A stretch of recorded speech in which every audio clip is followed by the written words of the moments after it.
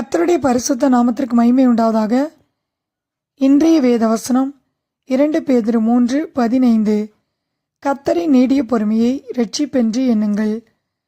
ஒருவரும் கெட்டு போகாமல் எல்லாரும் மனந்திரும்ப வேண்டுமென்று விரும்பி நம்மேல் நீடிய பொறுமையுள்ளவராயிருக்கிறார்.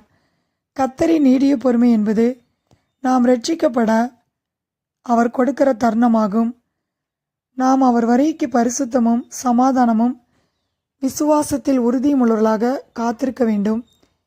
2 கொரிந்தியர் 6:2 வாசிக்கிறோம்.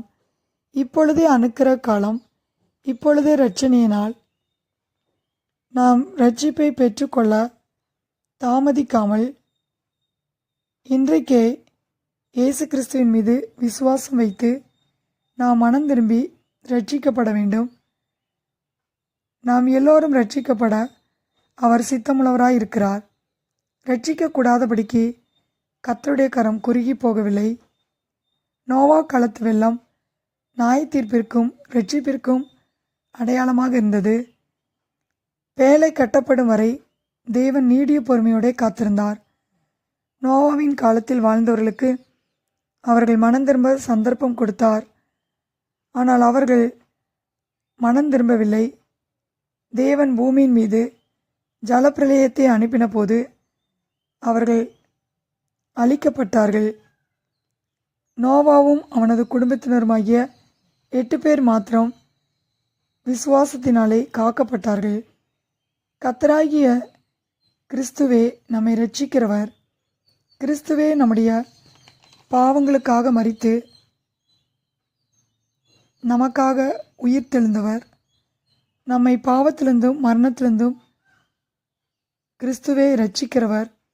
நாம் இரட்சிப்பை பெற்றுக்கொள்ள நாம் கிறிஸ்துவை விசுவாசித்து சத்தியத்திற்கு கீழ்ப்படியும் போது நாம் இரட்சிப்பை பெற்றுக்கொள்கிறோம். கர்த்தரின் நீடிய பொறுமையை நாம் அஸ்டை பண்ணாமல் அவருடைய வருகையில் அவர் சந்நிதியில் காணப்பட நாம் பரிசுத்தமும் தேவ பக்தியும் உள்ளவர்களாக இருக்க வேண்டும். ஆம் பிரியமானவர்களே, கர்த்தருடைய நாள் இரவிலே திருடன் வருகிற விதமாய் வரும். நாம் மனம் திரும்பி நம்முடைய வாழ்வில் முடிவு பரியந்தம் நாம் இரட்சிப்பிலே நிலைத்திருக்க வேண்டும். தேவனுடைய சித்தத்தை நிறைவேற்ற வேண்டும்.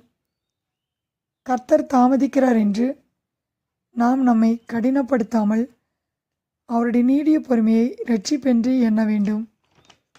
2 பேதுரு 3:15 வாசிக்கிறோம். கர்த்தரின் நீடிய பொறுமையை இரட்சிப்பென்று எண்ணுங்கள். கர்த்தர் தாமே இந்த வார்த்தையை ஆசீர்வதிப்பாராக. ஆமேன்.